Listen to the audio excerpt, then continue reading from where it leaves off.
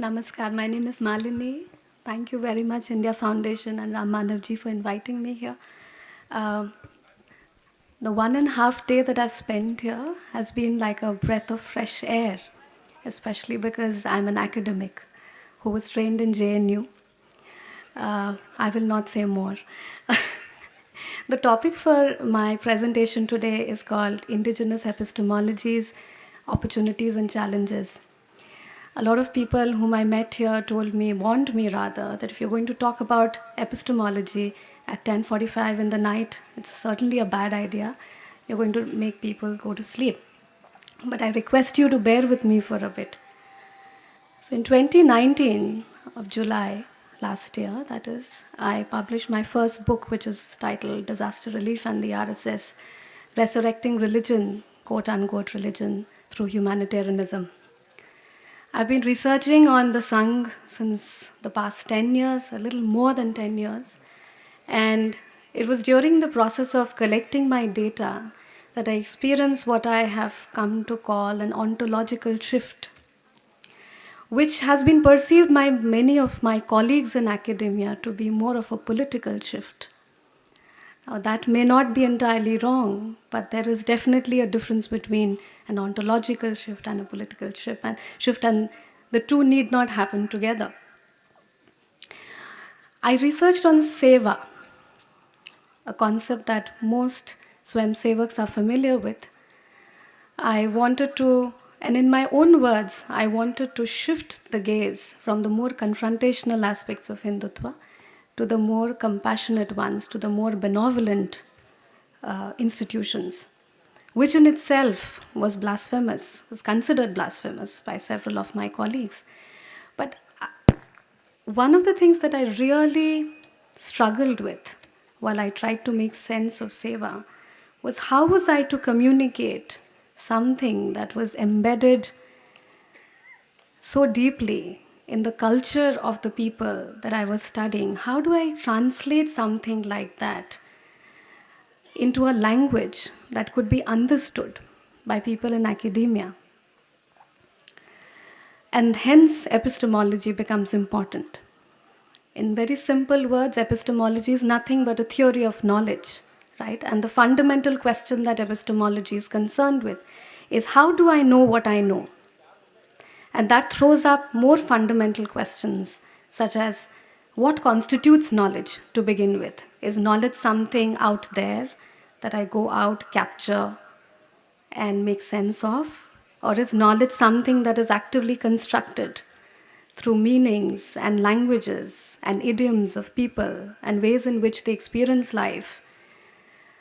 Or is knowledge simply experiences that people undergo?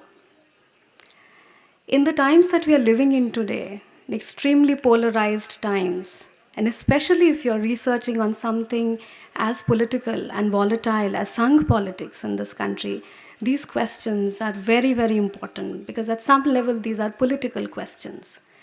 I've come to realize in my career as a researcher and an academic that research methods are just manifestations of larger epistemologies. Research methods such as a survey tool, for instance, or ethnographic methods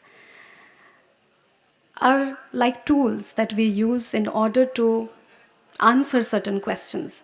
But the genesis of the question that I ask in a research study, the ways in which I go about answering that question, is essentially an epistemological question.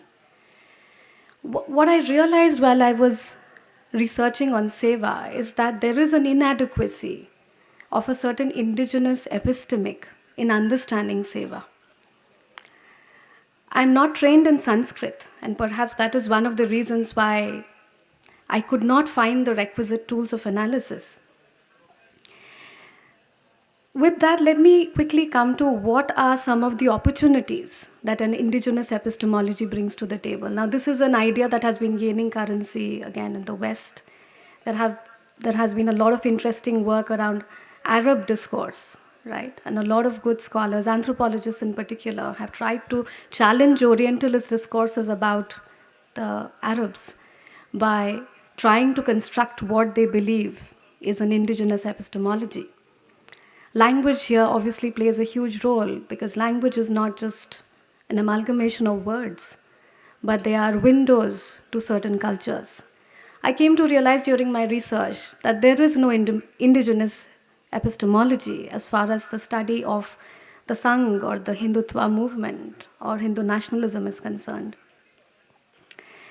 I also came to realize that one of the challenges of trying to attempt an indigenous epistemology in a field that is obviously so political is that you're often reduced to, or you're often seen as somebody who is a nativist, who is an irrationalist, somebody who's a closet Sanghi. And the time has come for us to be able to construct a more indigenous, authentic language, a more authentic vocabulary that is rigorous, that is not hagiographic, that is backed by evidence. Because I humbly believe that the battles that we are fighting today are not battles of ideas alone, they are epistemic battles. That's all I wanted to say. Thank you.